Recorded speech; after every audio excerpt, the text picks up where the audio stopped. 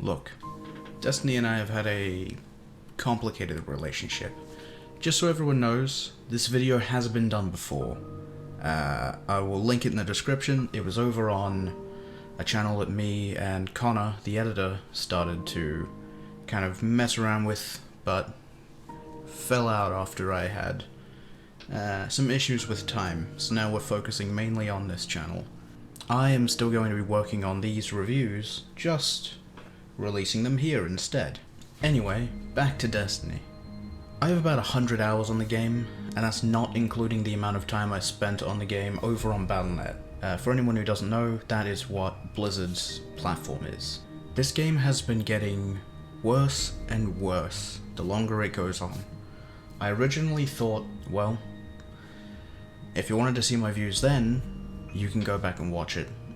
But long story short, I enjoyed the game, I thought I would continue playing it, but I cannot support the things that Bungie are doing and the way they treat their consumers. Now again, this isn't to say that Destiny isn't a completely terrible game. I feel like it has some very strong points, but there are so many bads that it just destroys the rest of it. So here, again, is my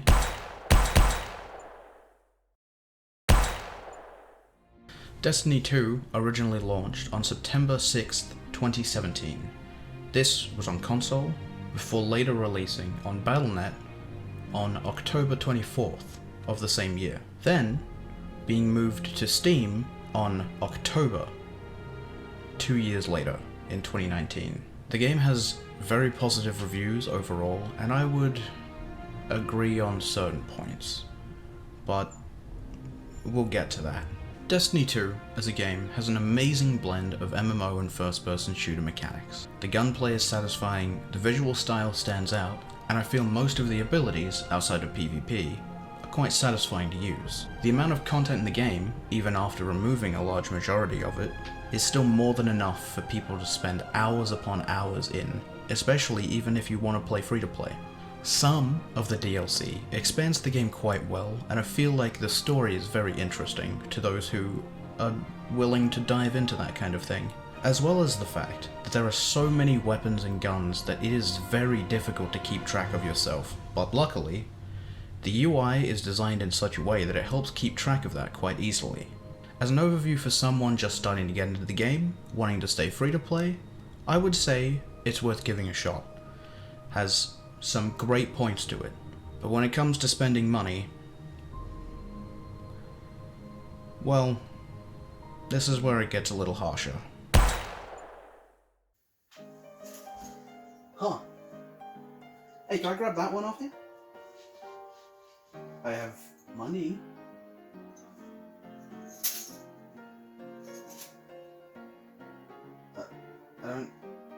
That's my week's wage. I've owned Destiny 2 since release on PC. I pre-ordered and got a Cold Heart on release. That is a gun that you could get from only pre-ordering, supposedly.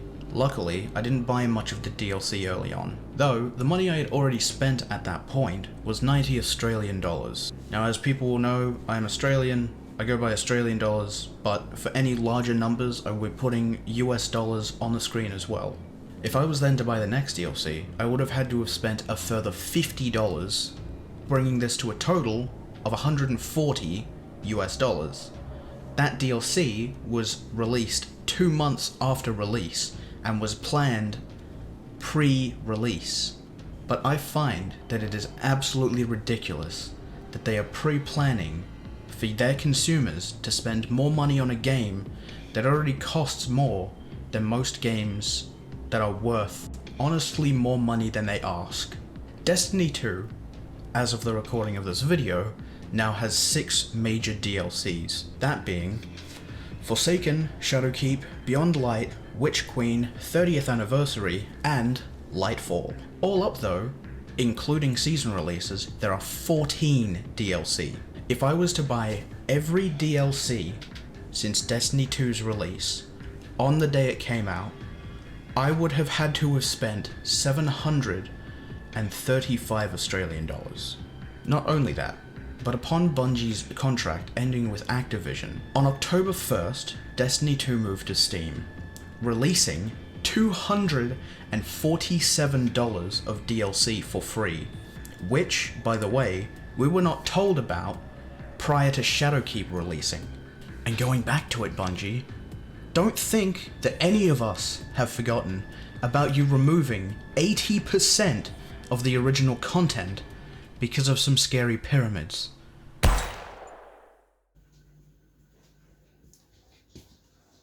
your fucking eyeballs. Fuck it, come on. Fuck!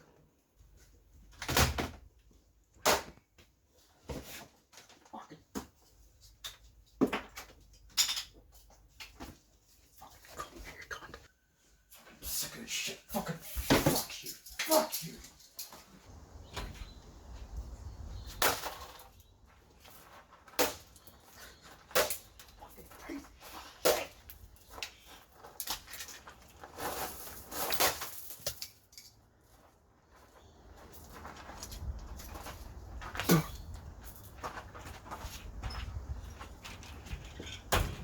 The PvP in this game is just another point. Now, there are people that can spend their entire playtime playing it, and I understand why. At some points it can be fun, especially when playing things like Gambit. But it is so easy to abuse so many of the abilities and so many things in the game that it is ridiculous. It's nearly like balancing wasn't even something they thought of. Titans are invincible for a majority of their playtime. Hunters can melee supers and abilities out of the air for next to no reasons. And every super is pretty much an instant kill, bar most of Warlocks for some reason. I don't know what it is with Bungie, but unless you play very specific builds, there is little to no chance you will have of surviving more than a minute every life you play on this game. But it is so easy to abuse these mechanics. Warlock has an ability called Well of Radiance, that once you are standing inside of it, makes you immortal. Meaning that if you get lucky enough, and you place Well of Radiance just outside of an enemy spawn zone, they can't do anything, and your super will recharge before it ends. If a map has a lot of tight spaces, ooh, Hunters are gonna have fun, considering all of their abilities are just instant kill melee abilities. Oh, you can see where I'm going with this. Furthermore, something that Bungie has done nothing but make worse is shotgun sliding. Now, this may sound like a strange thing to a lot of people, but shotguns at a certain range in Destiny 2 are essentially instant kills. But in Destiny 1, the thing that held them back was the fact that they did not spawn with ammo. Well, Destiny 2 fixed that, didn't they? They gave you ammunition for shotguns at the beginning of when you spawn in. I've already done this video, and I know that this is all scripted, but even talking about it again makes me feel so tired and just... I was legitimately dreading doing this video again because of the amount of effort it took to make last time. And I'm not talking about the time it took to edit, I'm talking about the time and effort it took to talk about this game, because it is draining in every aspect of the word. Prophecy Dungeon is possibly one of the worst designed things I've ever experienced in game design in general. The Prophecy Dungeon is focused around the main mechanic of gaining orbs based on whether you are in dark or light when you kill certain enemies, and then depositing those motes onto a pad. I admit, the idea of this is the main reason I was drawn to this dungeon. There is a middle section in this game that includes a mini-boss with the ability to throw you miles away, surrounded by some of the hardest and spammiest enemies in the game, on a stage, I'd say the size of a small house, with no walls protecting the outsides. Why? Who had the idea? Who had the audacity to put this into playtesting, see people's results, and say, ah yes, this deserves to be in this game, because it doesn't. It is possibly one of the worst things I have ever experienced. There is a large difference between something being difficult and something being poorly designed. A Dark Souls boss, 9 times out of 10, is difficult because they hit hard, but once you get to understand them, usually they are easy. This is not difficult. This is very, very poorly designed. Standing behind a wall, the boss can shield blast you through walls, throwing you off the stage and immediately killing you. Low on health, small enemies duplicate repeatedly, and they also spawn repeatedly, so you cannot clear them and you are always under threat. I understand that this isn't indicative of the entire nature of the game, but this is just an example of the way that they treat dungeons and have started going downhill. This is one of the early examples of why I dislike this greatly, and it has only gotten worse.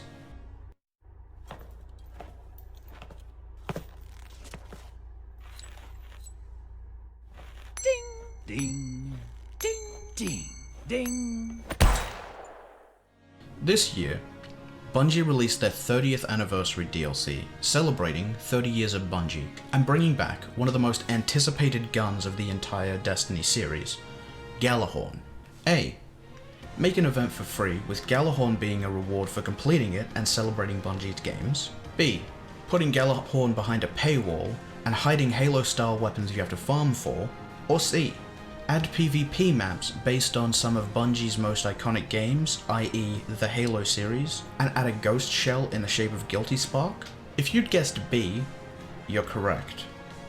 Not only is nearly every game of Crucible or Gambit riddled with people spamming Gjallarhorn, a homing, one-hit kill weapon that fires mini seeking missiles, that also allows your allies to fire the same mini seeking missiles, any type of PvE content becomes laughable with this item. This $30 DLC makes everything in this game a walk in the park, whether it be PvP or PvE. It is ridiculous that they don't even care enough to make this fair, and I understand that it is something that is special to the game, but there are ways to do this without destroying everything that it touches. And Bungie, you have managed to make this so unfair for people that are not willing to pay, and I think that was their plan. Now, back when I recorded this originally, Bungie had released an update for 20 Australian dollars that included a whole 2 dungeons. These 2 dungeons managed to break the game so thoroughly, the basic things in the game were refusing to work anymore.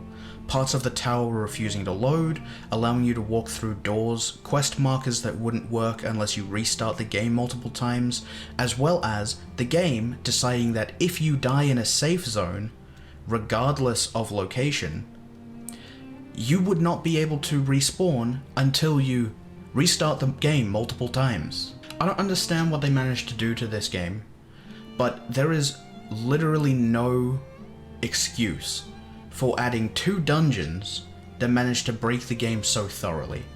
There is nothing that excuses this. Oh my fucking god. How did they do one update? This is one update! What did they even change to break it this incredibly badly? Now, I know my criticisms seem very harsh, and I understand if people don't agree, but after redoing this review and going back through a bunch of the things that I have said about this game, I cannot bring myself to support Bungie and the development of this game anymore. When I released this originally, I was really hoping that some naive part of my brain was praying that this would get to Bungie and they would change their ways. But upon the release of a $150 DLC, they've already broken my trust.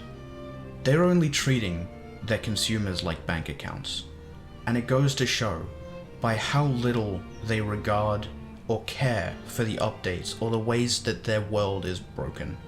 And I just want to end this by saying, I already don't agree with a lot of what companies do, but if this is the way that everything is going to continue, I am going to refuse to play any AAA game from here on out, because it only shows that they don't care. They will only abuse you for money, and I understand that it's not all the developers' fault. I'm sure that there are some developers that really care about the games they create, but the publishers behind it, that is the issue. Anyway, I hope you enjoyed. I hope I enlightened you in some way. I hope that you agreed, or if not, let me know what you think about the game in the comments. But otherwise, I'll be creating more of these if you are willing to like and subscribe for the next one. But after all of that, thank you for watching, welcome to Box of Issues, and I'll hopefully see you in the next video.